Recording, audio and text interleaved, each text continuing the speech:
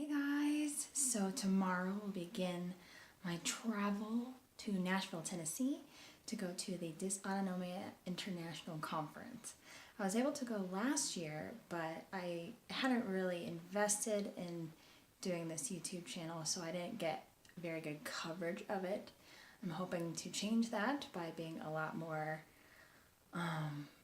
motivated and making sure I get good video this time. I don't know why they keep sticking this conference in places where it's hot, because I think last year I was in Washington or something, I forget, but it was hot, and it's going to be 85 degrees and raining in Nashville. So I'm not sure if they're paying attention to what kind of conference this is or what. So for all of us who have trouble with temperature regulation, it can be a little bit of a challenge. So I thought that I would show you guys what I'm packing and hoping for the best that it will be enough. But yeah, and I will be trying to give you guys as much information on the Dysautonomia International Conference as I go. I know this is really late, so if you guys planned on going this year, I apologize, but I'm hoping that by showing you what this conference is all about and what you get to do and being able to talk to other people with different forms of dysautonomia, it'll help you guys in deciding whether or not you'd like to go.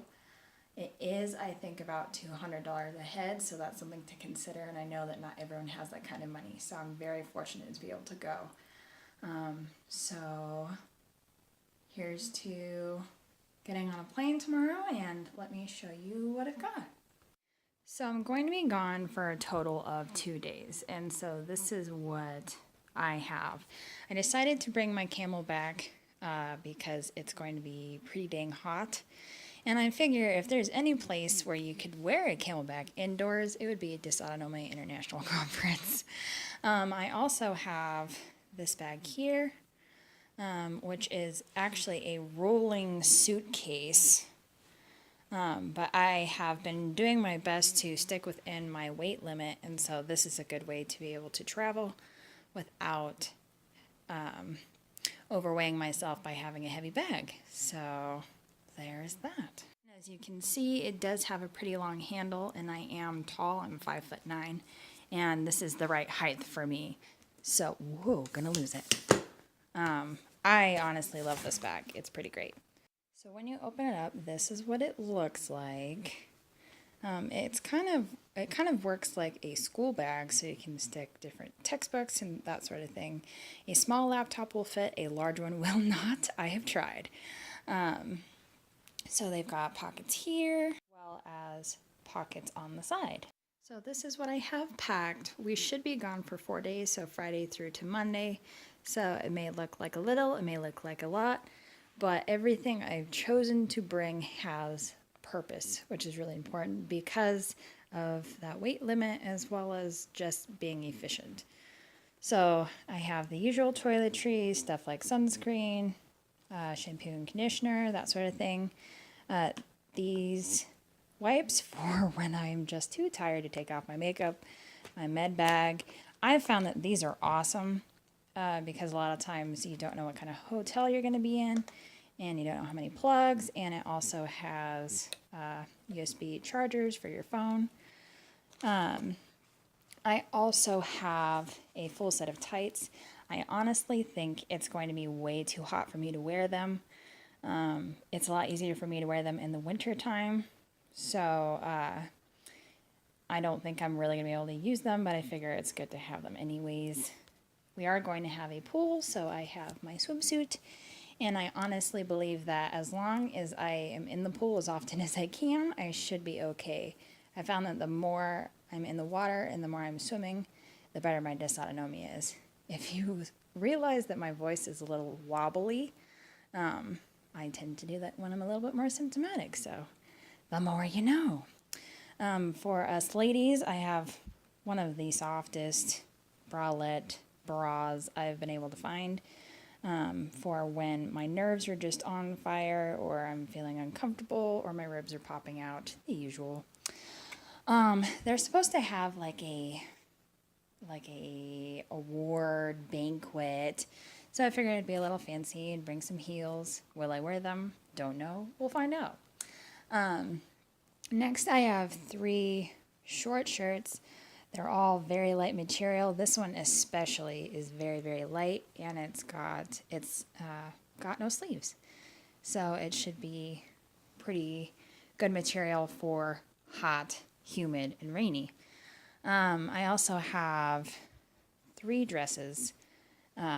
I was never a dress person before my dysautonomia kicked up, but I found that they are truly one of the best ways to stay cool in the summer. We move on to my gadgets that I have packed in my camelback. I am bringing my, not my walker, my cane. I'm bringing my cane because it helps me a lot. Again, summer can be difficult because I can't wear my full-length tights, so this kind of gives me the extra push when I don't have my compression stockings. I also have my earphones for the plane, and it's really great for anyone who has any kind of processing disorders or feel oversensitized easily, especially in places like airports, planes, and that sort of thing. Sunscreen? Wow, guys. Sunglasses. For obvious reasons. We can all be pretty sensitive when it comes to sun. And, yeah. Moving on, I have my gadgets. I have my Kindle Fire here, which I've had forever. But that also means it has the majority of the books that I own. I'm also bringing my iPad just in case I need real honest-God internet access. The Kindle Fire can do internet, but it's pretty difficult to work with. And then lastly, I have my GoPro charging. Whoa! So I've gone on a couple plane trips since I got diagnosed with dysautonomia, and I found that there's a couple of things that I like to do in order to make the trip a little easier. Do not wait in line. If you have any person that's traveling with you, maybe say, hey, can you hold our place in line while we wait? Because I found that a lot of times that can wipe me out even before I get on the plane. Make sure that you are up to your gills in water and salt, because it is difficult to get the correct amount of hydration while you're on the plane. And maybe bring your snacks as well if you have any kind of food allergies. Since I have a wheat allergy, it can be pretty difficult to find food because they don't do just flat out nuts anymore on planes due to allergies. So a lot of times it's things like pretzels, which is a no-go for me. Another tip is, if you can, to get an aisle seat instead of a middle or one facing the window, because that way you'll be able to get up, stretch, walk, and most importantly be able to stretch and walk in order to keep that blood from pooling in your legs. I recommend that you wear some kind of compression. I'm going to be wearing these knee highs. I'll probably end up taking them off as soon as I get to Nashville just because of the heat, but it also will help with that blood pooling. And obviously not everyone can do this, but I'll even tuck my legs up underneath me or sit like Indian style, cross-legged, if I like the person next to me. Again, to keep the blood where it's supposed to be and not pull in your legs. Normal people who do not have dysautonomia have their blood pool in their legs on a plane flight, so it's even more important to us to avoid that. Make sure that you eat before, only because I know that some of us have trouble with our blood sugar, me being one of them, so you don't want to start feeling shaky and gross on the plane. Definitely make sure that you try to keep your legs moving every once in a while just to keep that blood pooling down. Make sure you wear comfortable clothing. I know that everyone who travels does this, but it's especially important for us, especially if you have any kind of pain disorders where, clothing can be scratchy or rough or just uncomfortable or painful to wear. So for us girls, Make sure that you're wearing comfortable bras, bralettes if you like those. I know that for some of us more large-breasted women, it can be hard to find bralettes that are comfortable and supportive at the same time, but they do exist.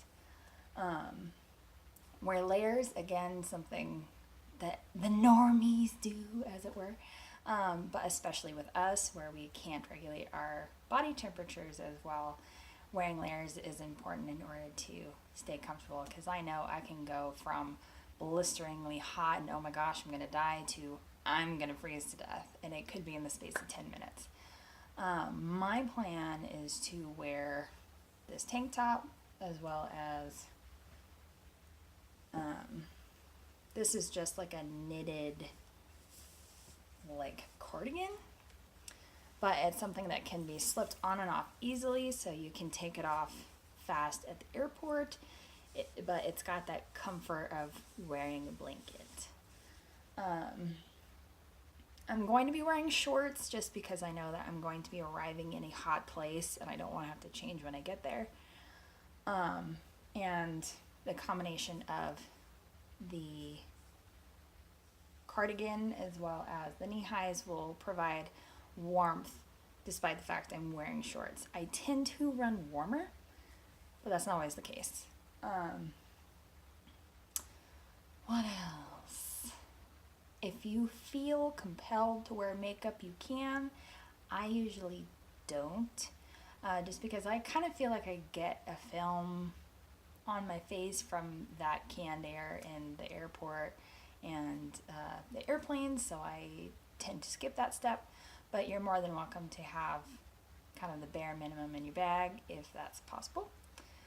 Hopefully I won't get hassled for my bags. I'm hoping that my Camelback will be considered my purse-like item, and if not, we'll go from there. I don't think that they're going to give me a hard time because I'm going to be flying Southwest, I think. And I don't think they're really going to care. But that's kind of it. I am going to try to upload kind of bits and pieces of each day that I'm there, and give you kind of a snapshot of my day at the conference. I cannot promise you how much I'm going to be able to show because I want to respect people's choice to not be filmed, which can be hard with these conferences because of how many people are there, so I may be very choosy as to what footage I use. But my hope is that you guys might be able to learn new information because of these videos or be interested in going. This is not sponsored in any kind of way, and I honestly think that these conferences are not the be-all, end-all, and I don't think that everything that they say is from God's mouth to your ears. I definitely think you still have to do your own research. You still have to do your own networking, but especially for someone who has been diagnosed and who feels alone and has never met anyone like themselves, this can be really important to start that networking process, to start feeling like you're not the only one. I had already been diagnosed with my NCS for well over a year, I think, by the time I went to mine. I think it'd been about a year. So I'd spent a year being by myself and being, spending a year being the only person I knew with the kind of stuff I had. And I continue to be unique in my own way, but it's nice to feel like you're not the only unicorn in the universe, as it were. But that's the plan. We'll see how it goes. But I hope this video was helpful.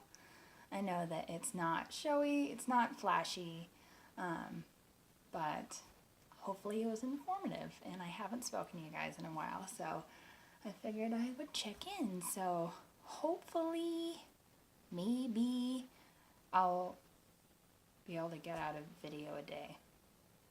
We'll see. Monday will be when I'm coming back, and I'm going straight back to work. So don't expect anything after Monday. Until the next week, that is.